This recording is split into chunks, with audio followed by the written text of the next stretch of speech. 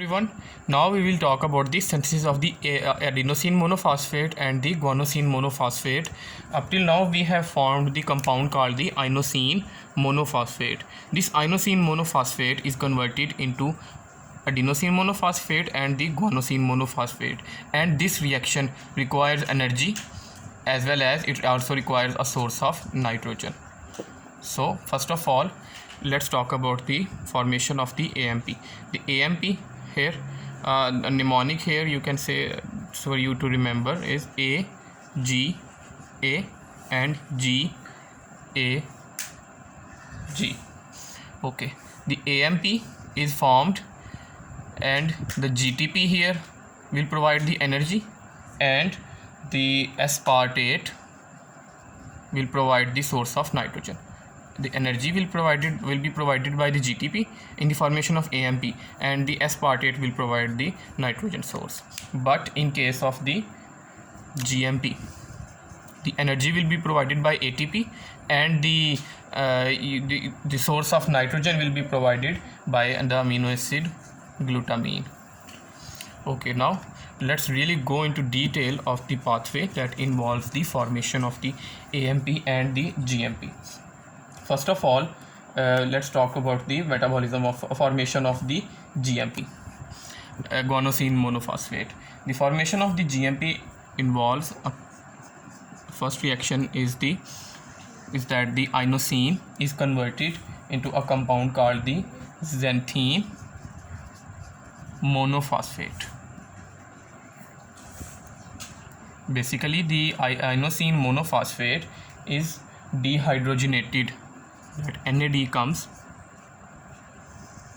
and NADH is released, and the enzyme is the IMP dehydrogenase, and the xanthine monophosphate is produced. Basically, the inosine, that is the hypoxanthine group of the inosine monophosphate loses two electrons in the form of the NADH, and it is converted into xanthine monophosphate. This reaction we will also encounter this reaction when we talk about the degradation of the purine nucleotide. Okay, now the xanthine monophosphate, now the xanthine monophosphate receives energy and it also receives the glutamine comes and it is released as glutamate, provides an amino group to the xanthine, and this xanthine is converted into guanosine and the monophosphate group is the same. So now here we have formed the xanthine monophosphate. Now let's talk about the formation of adenosine monophosphate.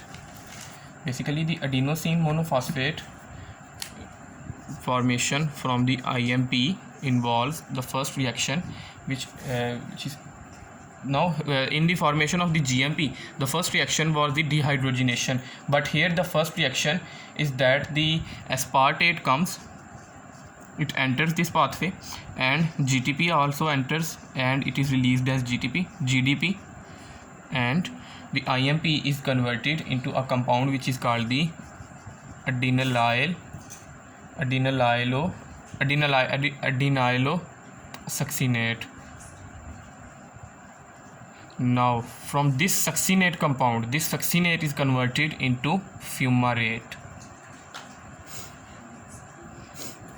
and this fumarate, when this fumarate is released, the resulting compound will be formed as the adenosine monophosphate. Now both of these reactions, the formation of the guanosine from inosine monophosphate and the formation of the adenosine monophosphate from the inosine monophosphate, both of these reactions are regulated by end product inhibition, that this AMP will stop this pathway and this GMP will also stop this pathway.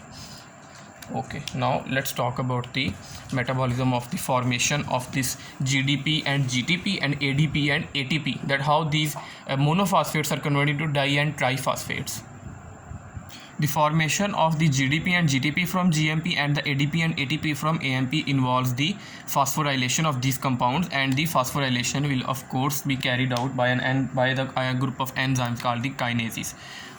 we have here the GMP, and here we have the AMP.